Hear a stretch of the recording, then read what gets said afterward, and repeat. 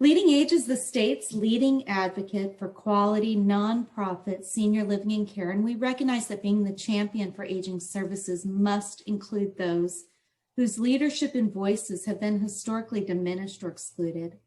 Today, I'm meeting with one of our Leading Age California business members, Shari Roeseler from Society of the Blind.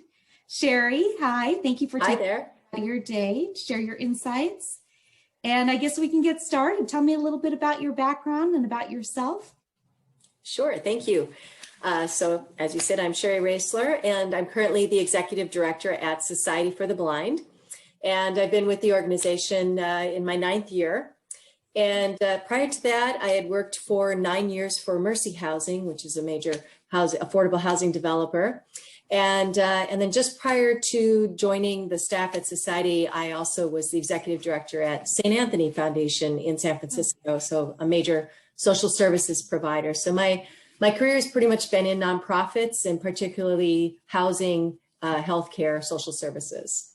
Yeah, you have a strong background. Can you tell me a little bit about the mission of Society for the Blind and also the types of programs that are offered specifically for adults over 55? So the mission at Society for the Blind is to empower individuals living with low vision or blindness to discover, develop, and achieve their full potential. And the programs that we operate to fulfill our mission, we have programming for children, for adults, and then seniors, 55 and over. And we have what we call our core blindness skills. And so that is for individuals who no longer have functioning vision or nominal functioning vision. So we teach orientation and mobility, which is the white cane travel, but it also includes how to use public transportation, how to navigate safely in your neighborhood. Today, there are a lot of GPS type apps on smartphones. So we teach a lot of use of those to help navigate, find your way around. There's also other assistive technologies that help with wayfinding. We teach Braille, which is really important, especially for our younger folks, to be literate, to learn to read, to write, and understand language. We also teach assistive technology, which involves both software programs, voice over text like JAWS, Zoom text to help with manipulating your font size, your background color, and a whole host of other devices that enable somebody with vision loss to do and function in employment or at home, much the same way that you and I would with our eyesight.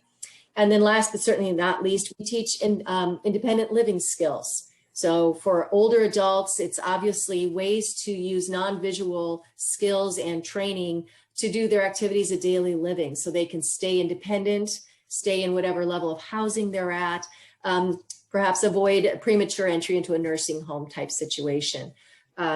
Older adults, they want to learn how to use notepads and iPhones so they can communicate with their family. And, you know, that couldn't be more important right now with all of us. It's staying at home more, not seeing people in person. Assistive technologies become very important. Yeah, that is quite a group of comprehensive services there. Can you share with me some of the challenges individuals who are blind or who have low vision have when they're entering the workforce and ways that they overcome these struggles? And I imagine a lot of those ways are through the services that you provide, but can you talk a little bit about that? Mm-hmm. Sure. Yeah, probably the biggest hurdle for folks, whether it's a young adult entering the job market for the first time or our older adults, you know, people 60 and up who want to stay in the workforce or re-enter, is that employers are afraid because, you know, most of us don't interact with a lot of blind people or low vision people in our lives. And so there's just a lot of, you know, lack of knowledge and information oftentimes by employers. So that what's really hard is just getting that first interview. So we have a program we call Careers Plus.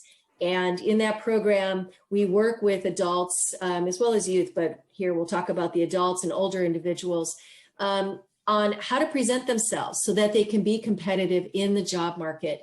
And so when they get that interview, that they're able to articulate clearly their ability to use, say, assistive technology to do the job, you know, how they would create a PowerPoint using, you know, assistive technology and assistive software. So being able to demonstrate that they can do the job that you and I might be competing for as well. And so that's really important. And in Careers Plus, we also work on developing soft skills, communication skills. So when you can't get visual cues, it's sometimes more difficult to read a room, right? And so how do you do that non-visually? How do you learn to listen, with a more critical ear so that you can pick up on what's going on and be able to add to a conversation in a way that shows professionalism and things like that.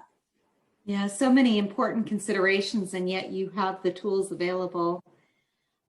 What advice would you give to somebody who's living with blindness or low vision, who's entering the workforce, especially in working with our communities, which are older adults? Mm-hmm. So one of the first things, which we would ask to somebody at Society for the Blind who's maybe looking at working with older adults is first to make sure that they've really vetted that this is a field that fits for them. Maybe somebody they love their grandma, so they think I want to work with older adults, but they haven't really ever studied gerontology or really understand, what is unique about this population. So first and foremost, we really work with our students and our adults on, is this in fact the right field? And then we want to look at, okay, what level of education do you need or the kind of work you want to do? Do college degrees, a master's, certain certifications. Okay, then how do we go about making sure you can get that? And there's a stumbling block because some of those certification programs, if they're online, may or may not be as fully accessible as they need to be. So then we help them with some workarounds. And then going from there, it's about what assistive technology or what other skills and things do you need in order to do that work. We're going to send people out to do informational interviews so they can talk to somebody who's in the field, who might be looking to hire folks, who can give them some good sound advice about what that job entails. So it's about doing your homework, right? To make sure that you're going into a field that is a good fit for your skill sets and your interests. Yeah, well, there's such a strong need for a workforce right now in serving older adults, and we look forward to continuing to work with you to bridge that gap and make those. Absolutely. Yeah. And I wanted to find out, you're coming on to our new equity cabinet, which we're very grateful for your voice and expertise on that. Do you believe this is a step in the right direction? And I mean, there's so much we need to achieve with this. But what are your thoughts on how, we can best achieve this collectively? Mm-hmm. Yeah, I commend you all. And I think it's a fabulous step in the right direction. And I think we can all, increase our awareness on so many levels around equity, diversity, and inclusion. I serve on the National Board of Vision Serve Alliance, and that's a big focus for us, particularly around blind and low vision folks getting employed, because there's a 70% unemployment rate for blind people. And I think, understanding each other better, and from the perspective of folks who are blind and low vision, I'm hoping that people will really see the capabilities as well as the contributions someone who's blind or low vision can make. When you think about somebody who, doesn't have, vision to give them information, they are pretty much problem solving 24/7 and employing critical thinking. So, you've got folks that are really quick to problem solve and are persistent and reliable. Half of my staff are blind. And so I can attest to, what that means. And so again, I think this cabinet really can be a real pioneer for that. Yeah, well, thank you so much for your time today and your insight. I appreciate it. And I know we'll be talking again real soon. Thank you. Great. Thank you, Melanie. It's a pleasure.